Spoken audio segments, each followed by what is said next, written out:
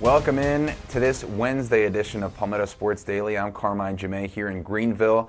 Rick Henry in Columbia would refer to today as Hump Day, and we also have Kevin Bilodeau in Charleston and Jill over in Myrtle Beach. So let's jump right back into a topic we covered yesterday on this same show, but now we have some advancements and some updates in this story, which is kind of sounds ridiculous if you were to flashback 5 years ago to talk about this, but now it's a real thing, talking about pro players not being allowed to come back to college sports. So good thing we don't have a time capsule to travel back before NIL and all this craziness that has ensued in the Wild West of college sports. So let's see the updates to this story that yesterday there were no firm rulings from these conferences, and now here is the SEC's new policy on player eligibility, saying a school in the conference is not allowed to have athletes on the roster who previously declared for a pro draft and did not appropriately withdraw, signed a contract with an NFL or other professional football league, NBA, WNBA team, or be listed on an NFL, NBA, WNBA roster. And so that was not the official statement as of yesterday, as we talked about on this show. It was just we, in our opinion, do not condone this action. But now, Rick, the SEC and Big Ten have said no pro players are allowed to return officially under pretty strict punishment that they're going to release later. And it seems like the other Power Four conferences will soon follow suit in banning pro players from returning to college sports. It seems like a no-brainer, Rick, but the can of worms was opened by some college teams, and specifically LSU bringing some of these college or pro players back to college. And now, thankfully, it seems like that will not be the case.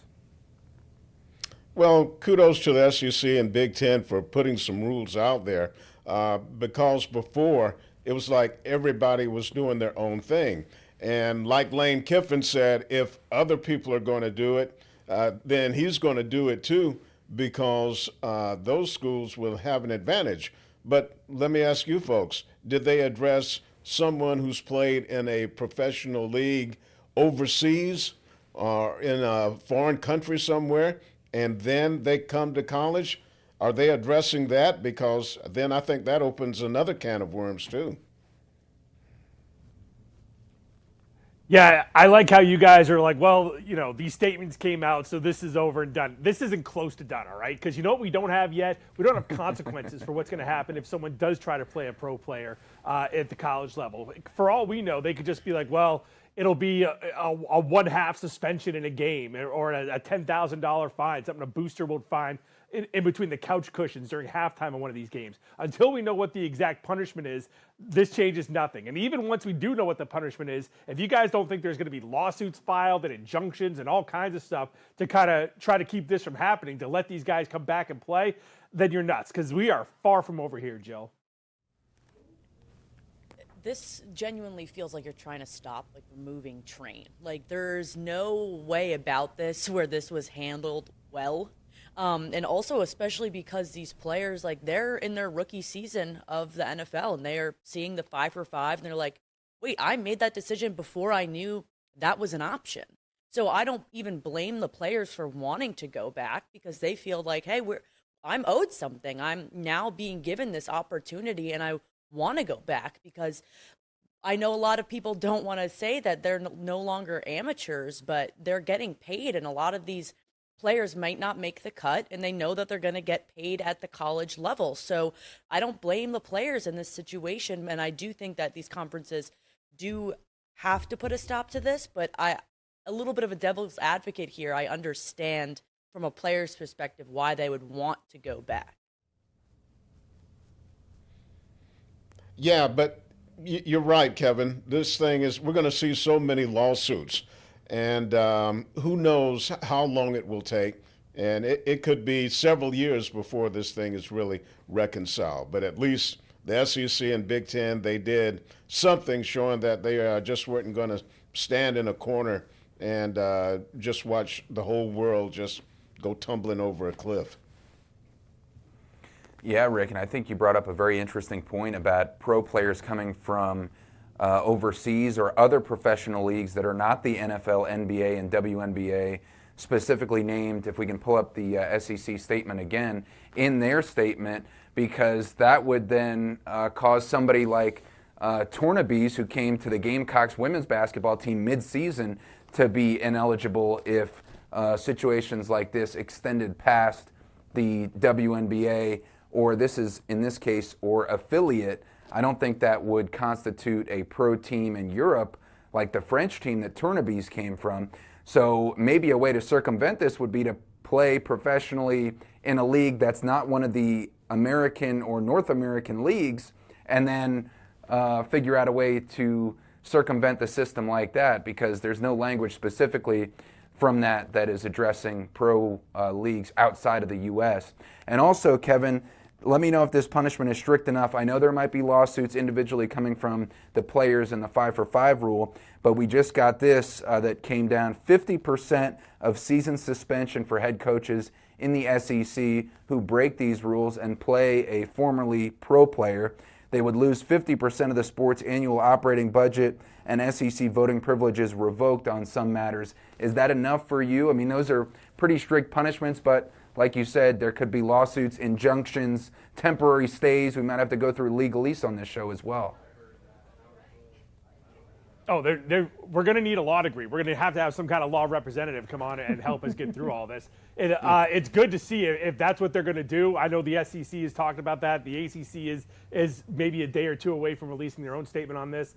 It's got to be something tough enough to keep these guys from wanting to do it. Because if you're Lane Kiffin, missing half the season, if he can still call plays from his couch, just getting him a headset, I think he'd be fine with that either way, so long as he's got the guys he wants on the sideline. So something tougher has to come down, I think. We've got more to come here on Palmetto Sports Daily. We'll be back right after this.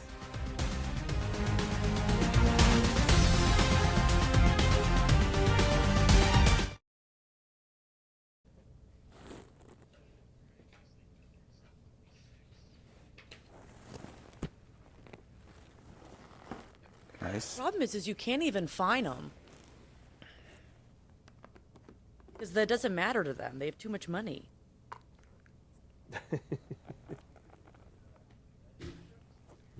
All right.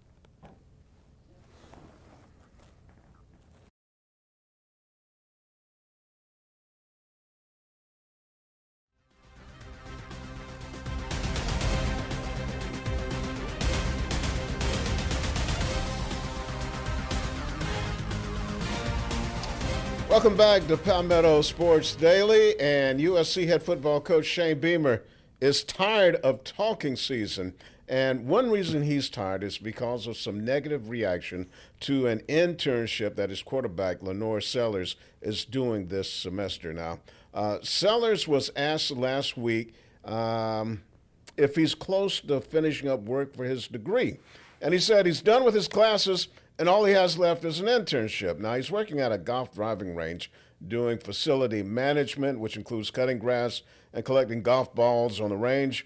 Lenore's major is sport and entertainment management. Now, critics complain about the quarterback not having to go to class while spending time at a driving range. And Beamer had this reaction yesterday during his news conference.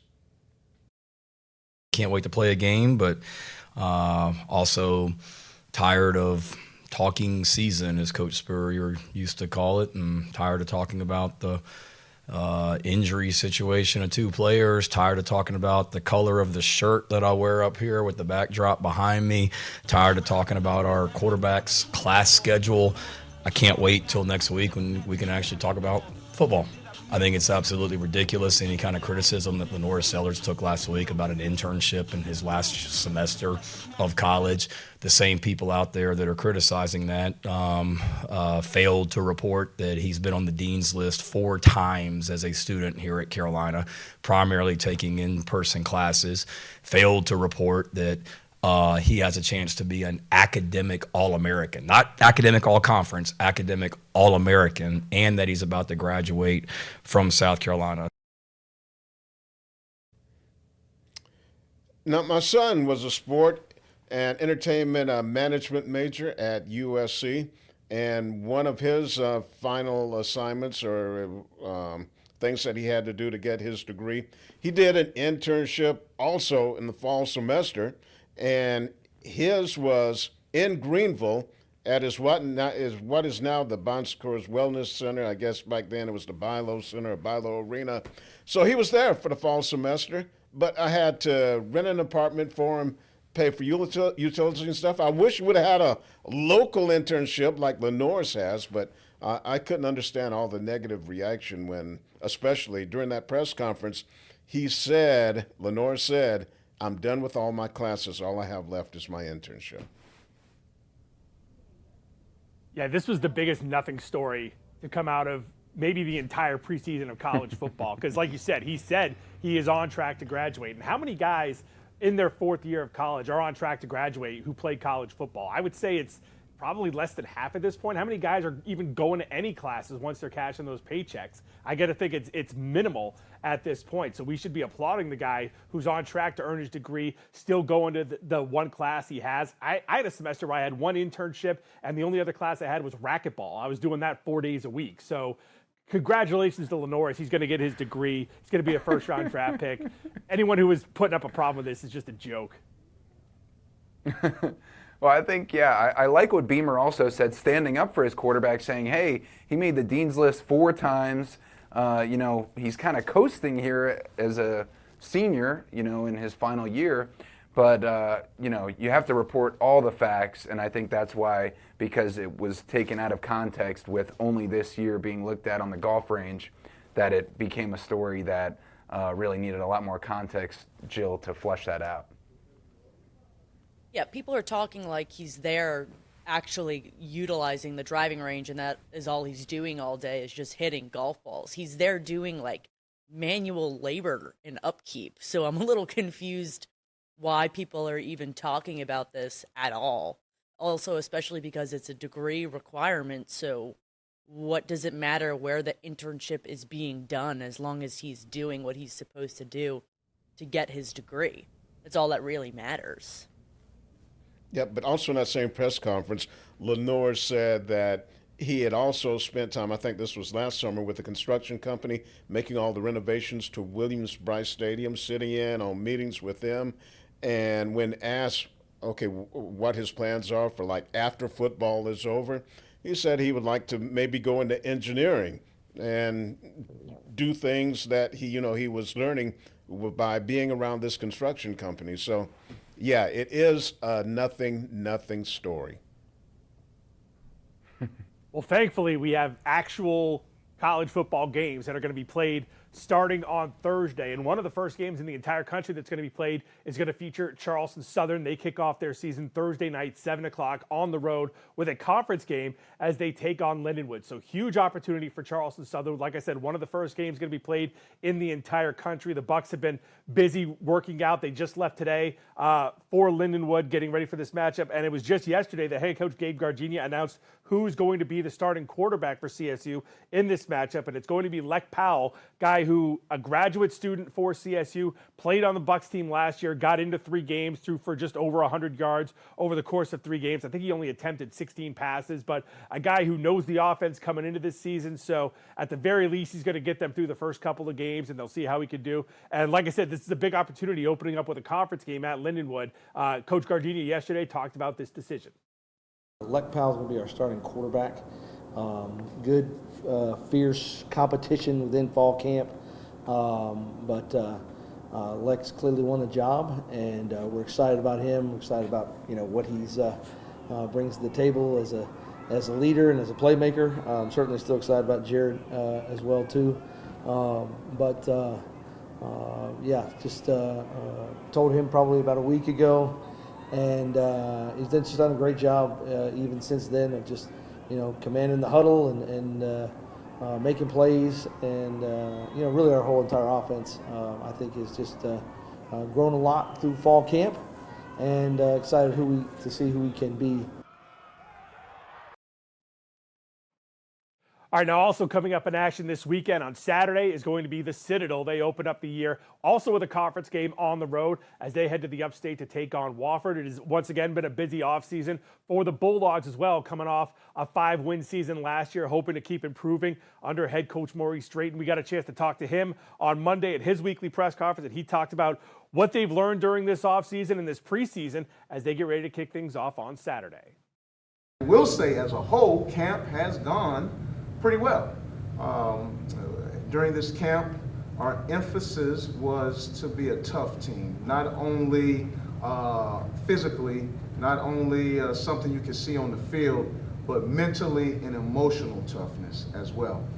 Whether it's the elements, whether it's the officials who may have made a bad call, we wanted to be disciplined in the fouls area.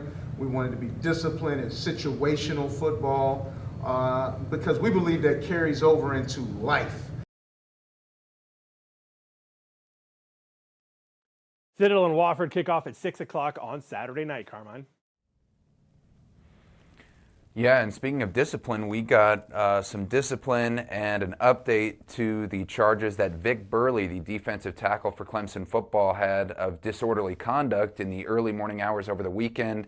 Had a strong odor of marijuana, according to police, in his truck that he was sitting in, sleeping, that was still running, and also a handgun in the car. And so charged with disorderly conduct, but now let me get the terminology exactly right. It was a conditional discharge today, so those charges are discharged basically under the conditions that he basically keeps squeaky clean for the next 6 months. Now that does not mean his indefinite suspension that was handed down by head coach Dabo Swinney has been lifted. He's still indefinitely suspended from the football team. And so we'll see what happens there at a position that is going to be very important, of course, as far as retooling that defensive line that underperformed last year, even though they had a first-round pick and a second-round pick and another draft pick that were all picked in the NFL draft. So here's the statement from Vic Burley that just came out. He released on his Twitter. He said, "I let you down. I take full responsibility for my actions that night. You've all invested so much in me, and I understand I have some work to do to earn back your trust, but I promise you I will." So a little bit of good news for him is that the legal charges have been conditionally discharged as far as him facing any legal actions. If he's clean for 6 months, they'll be expunged from his record, but still indefinitely suspended from the Clemson football team as of now. We have a one-on-one interview with a first-round draft pick of the Panthers right after this short break.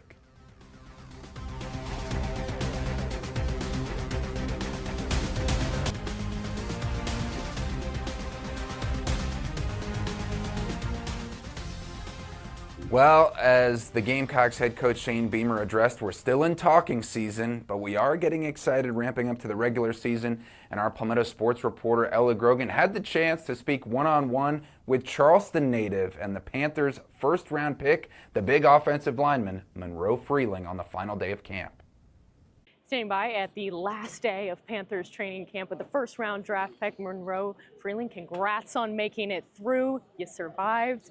You know, you came into here from Georgia as a left tackle, but you've made the adjustment. You're now playing on the right side. You got some good reps with the ones here today against the Texans. What's it been like? What's the speed like for you out there? I think definitely the first couple of practices, maybe the first week, you kind of just took some time to adapt to the speed, especially at the other side. But I think I picked it up, throughout the training camp, and now I'm feeling more and more comfortable every single day. Some parts of your game is your speed and your agility, and I've read about your yoga that you've done with your mom, paired with the fact that you played basketball in high school at South Carolina's Oceanside. How did those two very different things form you into the football player that you are now? Believe it or not, I think that, pass protection and, offensive line play is kind of similar to playing defense in basketball. Like you're moving your feet in front of the defender, which is the defensive end or defensive tackle, whatever it is, but except you're using hands. So it's like a more physical version of basketball. And as for yoga, I think it helps me a lot in just flexibility. One of the biggest things coming to the right side was adjusting to how my hips were different flexibility than another. So kind of, taking that practice and, leaning more into it, especially knowing that some hips that are more inflexible than the other, or I guess more flexible than the other. Now I think it's, brought me to where I am. All All right, so obviously I brought up South Carolina. I remember you saying at one point that you were worried that the Clemson and the South Carolina fans were mad at you for going to UGA. Now that you've come back to the Carolinas as a Panther, how has it been just adjusting back and getting the love from the Carolinas again? I think it is funny because I know my parents like kind of track some of that stuff, and I think whenever I did commit to Georgia, they're definitely like upset. They're like, I can't believe we let this kid get out of state or something like that. And I think it's funny that I actually got drafted and blessed to actually come back to the Carolinas, and it's been good. There's so much more love than I ever could have expected, so it's been awesome. Well, thanks, Monroe. I really appreciate the time. Well, a great interview there by our own Ella Grogan, who just celebrated her 23rd birthday. So she's accomplishing great things just like Monroe Freeling as well. Hey, Kevin, with Monroe being from your area, he's combining the basketball, the yoga, the stardom at Oceanside Collegiate, 6'7", 315 pounds. Our expectation levels for his rookie season, where do you think they should be?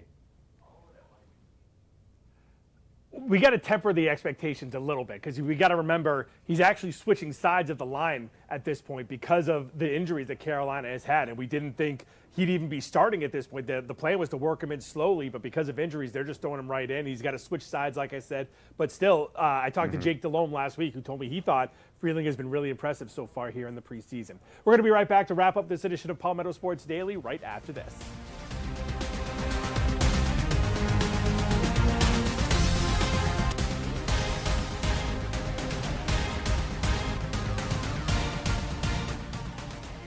Well, the PGA Tour Championship is taking place this weekend in the ATL. The top 30 golfers in the FedEx Cup point race have made the cut and going for number one. One of them, Jacob Bridgman, a former Clemson Tiger, ranked 13th in the points going in, making his second straight appearance in this tournament. But Rick, I had my eye on Rory McIlroy to win his fourth PGA Tour Championship. He has the most so far with 3. Tiger, the only one who's won it even more than once.